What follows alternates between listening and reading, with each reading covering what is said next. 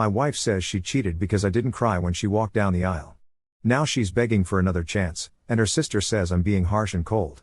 But I want nothing to do with her. We've been married for 4 months. Together for almost 4 years before that. I'm 30M, she's 29F. We had a nice wedding. Nothing too fancy. Around 80 guests. Outdoor ceremony, rented a big house for the weekend. She planned most of it, I paid for most of it. Apparently, at some point during the reception, she started spiraling. And I didn't notice.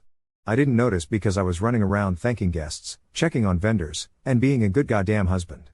But apparently I didn't cry. This past weekend, we're out with some of her friends, drinking. One of them makes a dumb comment like, "You two still in your honeymoon phase?" And my wife laughs, shrugs, and says, "Well, it wasn't exactly a fairy tale." I'm confused. Ask what she means. She says, "Don't act surprised. You didn't even cry when I walked down the aisle." I literally laughed because I thought she was joking. I said, "Are you serious?" And she got weirdly quiet. Later that night, I asked her about it again. She admitted, drunk, teary-eyed, that she's been struggling with how I express emotions for a while now, and that she felt so alone on our wedding day. Okay. So I'm not a crier. I don't perform emotions on cue. But I wrote her a goddamn letter. I hugged her dad. I stood in front of a room full of people and told her I'd love her forever. I did the thing. I married her. But apparently, because I didn't cry like some rom-com groom, she took that as a red flag. Then she tells me she reconnected with someone from her past about 2 months after the wedding. Says they had a couple conversations that got emotional, and it just happened. I ask her straight up if she slept with him. She says yes. Twice. Once at his place, once in her car. Then she has the audacity to say, "I just needed to feel something. I needed to see if I could feel loved in that moment, since I didn't feel it from you." I swear to God I could have punched a wall right then and there. Instead I packed a bag and left. I'm writing this from my brother's house. Haven't been back. She's texted a dozen times. Says we should do therapy, that she wants to rebuild. I told her I'm not interested. The part that's fucking with me is how scripted her whole justification sounded. Like she's been preparing this speech. Like she truly believes that I made her cheat because I didn't cry. That's a valid, rational explanation for screwing another man while still getting thank you cards from our wedding. I don't even know what I'm asking here. Just needed to let it out. I'm so angry I feel physically sick. She nuked our entire marriage over a Hallmark moment I didn't deliver. And now I'm the one who's supposed to be understanding? No, thanks. I'm done. Update. I wasn't planning to come back so soon, but I figured I owe it to the people who supported me in the last post. So here's the update. After I left and stayed with my brother, she kept texting. Then her sister got involved. Apparently, she went crying to her family.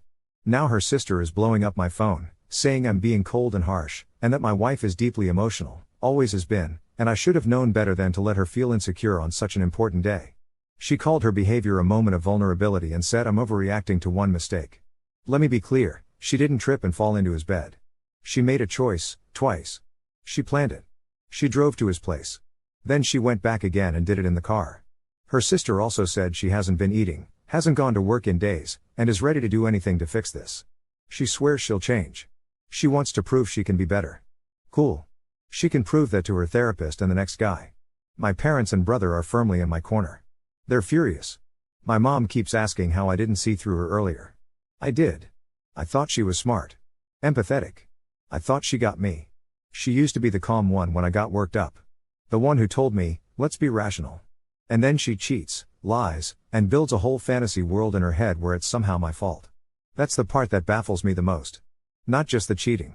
But how far she twisted reality to get rid of her own guilt. Like she had to assign blame to me, so she could sleep at night. And now I'm the villain for not being open to reconciliation. I'm filing for divorce. Already spoke to a lawyer. It'll be full and final. No kids, thank God. No shared assets beyond some furniture and a lease I'm breaking early. She begged to meet in person. I declined. Nothing to say that wasn't already texted, cried, and dramatized. I just want out. Thanks again for all your comments. We'll probably go dark for a bit now, but I'm good. Final update, quick final post to close the loop. Everything is done. The divorce is finalized. It was straightforward, no kids, no shared property beyond the apartment, which I walked away from. I didn't want anything from her. Just my name off the lease and peace of mind. We haven't spoken directly since the day I told her I was filing. All communication went through lawyers. She tried to add a letter to the final documents, some last attempt at closure or guilt dump or whatever, but I didn't read it. I told my lawyer to shred it. What's left to say? From what I hear, through mutuals, she's been bouncing between therapy, her sister's couch, and some self-pity spiral. I wish her no harm. I also don't care now. I spent years thinking she was the grounded one. The voice of reason. The person who kept me balanced. And then the second she felt insecure, because apparently I didn't cry on command, she nuked the relationship and invented a whole emotional narrative to justify it. That's what I can't forgive. Not just the betrayal, but the mental gymnastics she performed to flip it into my fault. That's not someone I can ever trust again. She can do her healing arc somewhere else. I'm good. Thanks to everyone who commented and messaged. I'm back on my feet. Living with my brother temporarily while I figure out my next move, but I've never felt more clear-headed. This is over. I'm out.